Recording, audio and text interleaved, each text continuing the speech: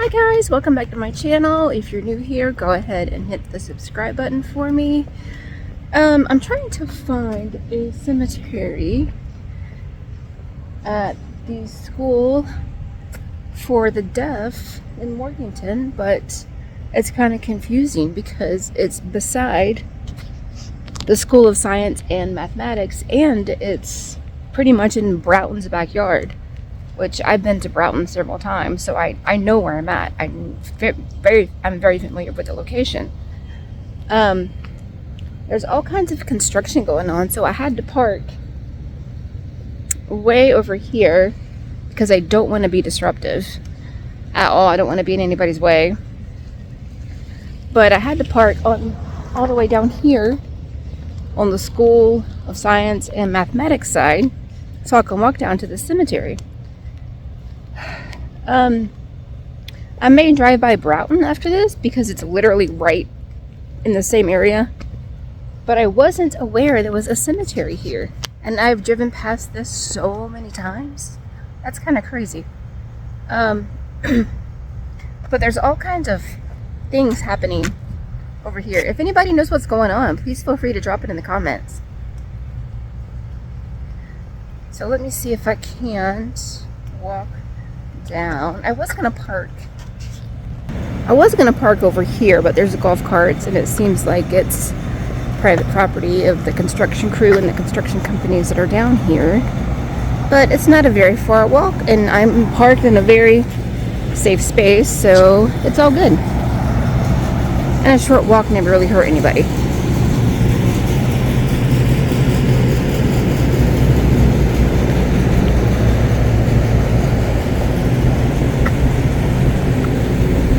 Now, it's very tiny. I almost didn't see it driving by, not because it's not visible from the road, because there's just not many headstones there. Now, the amount of headstones certainly doesn't equate to who could be buried there, because a lot of burials just don't have headstones. So, let's see. I believe it's past this white truck up here. It's in that area. Bingo. It's very well walled off or fenced off.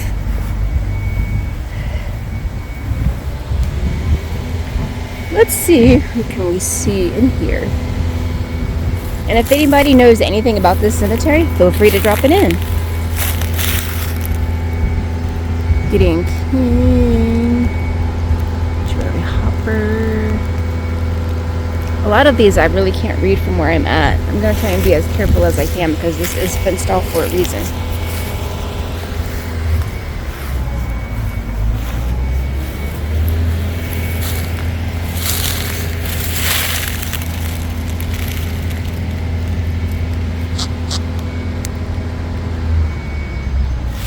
I'm not sure if these were students or faculty, or was this cemetery here before the School of the Deaf?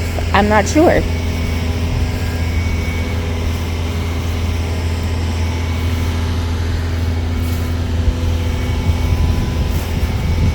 And there's one over here.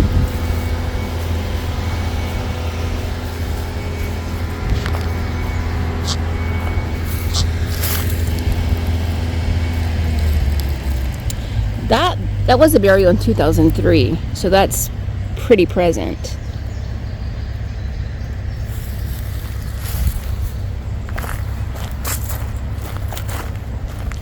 Let's see if we can come over here.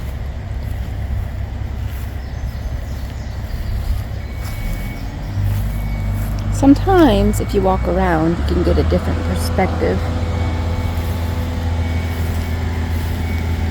And it's really hot, so I'm not going to be out here for long. It is, I think, 93 degrees right now. That's okay too.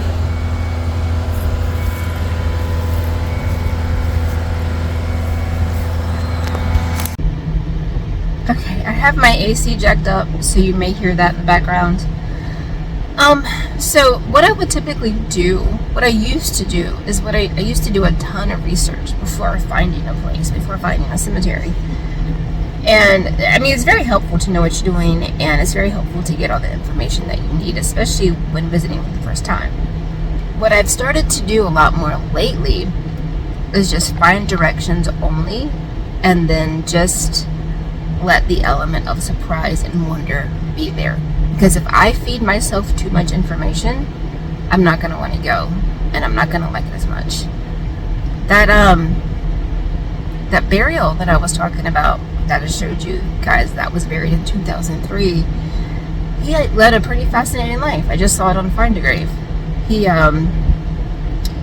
was a door monitor. He worked with special needs kids. He graduated from Western Pennsylvania, I believe, somewhere. Worked with special needs kids. Apparently everybody loved this guy to pieces. He seemed like a really cool guy. And they buried him in one of his favorite spots. So that's neat. It's really freaking hot. If you guys are out and exploring, like, how are you guys staying cool? Because I love the summer, but this is just too much. I'm gonna try and squeeze a bit of Broughton probably in the next video as well. Even though I've been to Broughton several times, it's still one of my favorite places, and I still think it's very underrated. So I'm gonna end this video here, and I'll catch you guys over there. Peace out.